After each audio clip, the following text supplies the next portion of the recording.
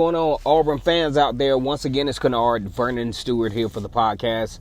Man, a lot of stuff happening still at Auburn. A lot of, not big names, but some names in the transfer portal that have some interest, or maybe Auburn has some interest in them. Go ahead and like the video, comment, and subscribe to Vernon Speak Sports Auburn. And as always, it's great to be an Auburn Tiger, War Eagle.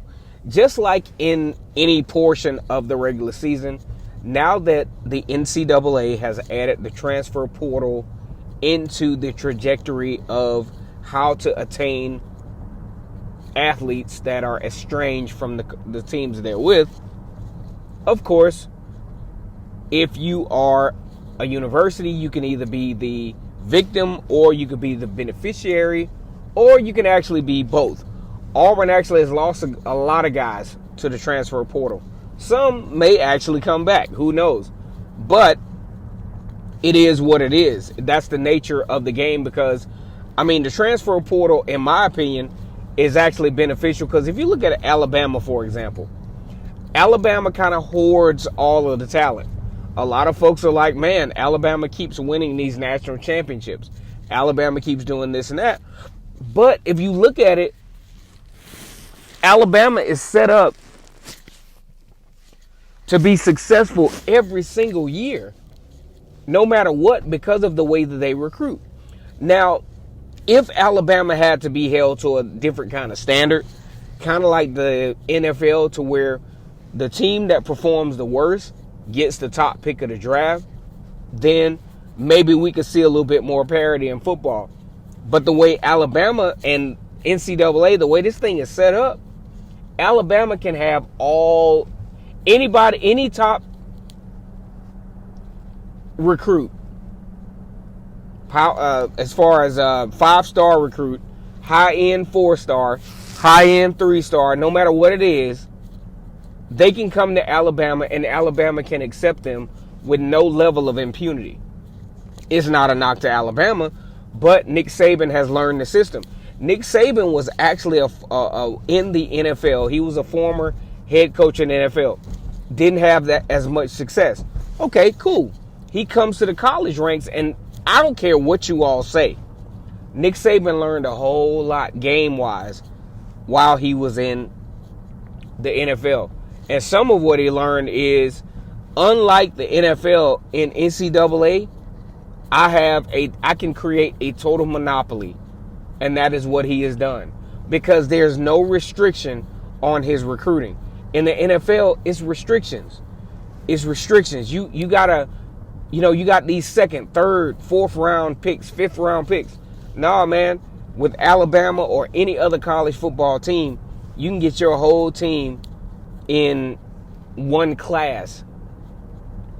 Alabama can simulate an entire 1st, 2nd, and 3rd round picks on the college football ranks, and there ain't nothing anybody can do about it.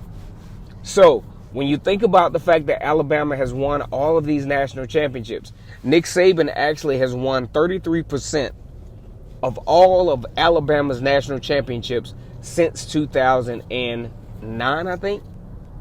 So you're talking about almost a good percentile of the national championships won at Alabama, even though the Alabama fans like to think that they were this kind of relevant before Nick Saban. You can take it for what it is. If you want to live out of reality and think that Alabama, this whole built by Bama thing and this whole pre-Nick Saban thing was a thing, no. Alabama was just as quote-unquote average as every other college football team before Nick Saban's arrival. Now, would Nick Saban have been able to do this I'd say with his knowledge that he had at LSU? I don't think so. I think once Nick Saban left LSU, went to the National Football League and figured this thing out, he figured out a way to develop guys on an NFL level, no level of accountability as far as recruitment, as far as the draft goes, and hey, I can pick whoever I want. And I can also hoard good football players, kind of like what he did with Javion Cohen at offensive line and other guys that he's been able to acquire. He's hoarding these players. Some of these players you may hear from, you may not hear from, but he's playing keep away. And what's happening? Some of them go to other schools via the transfer portal. Some of them play reserve roles and still make it into the NFL. Some of them just want to hang out with Alabama because they know there's a pending national championship coming.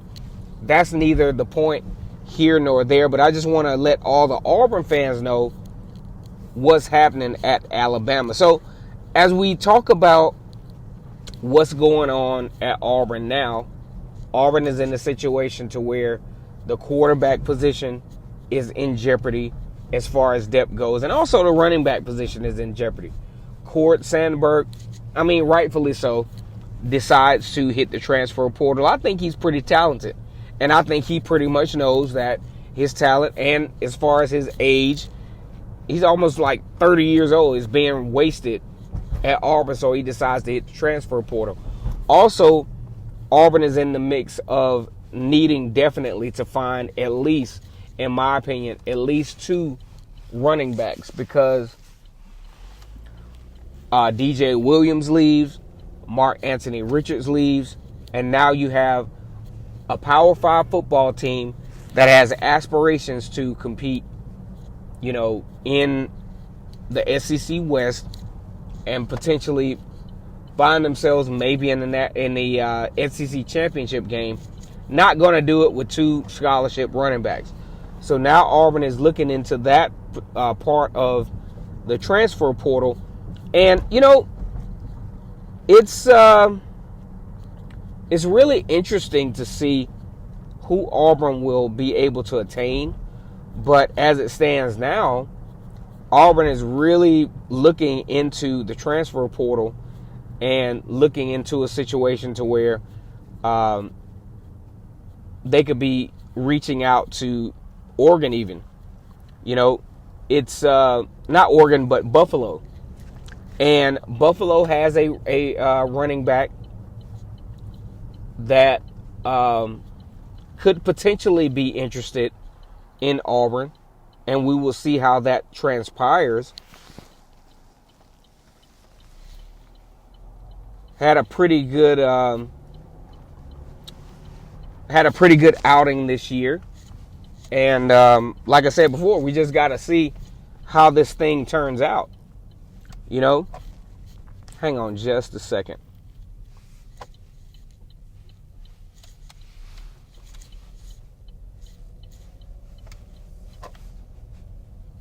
Yeah, exactly. We got to see how this thing pans out for the Buffalo running back, Kevin Marks, who's looking at possibly coming to Auburn. Not a highly rated recruit out of high school, 0.77.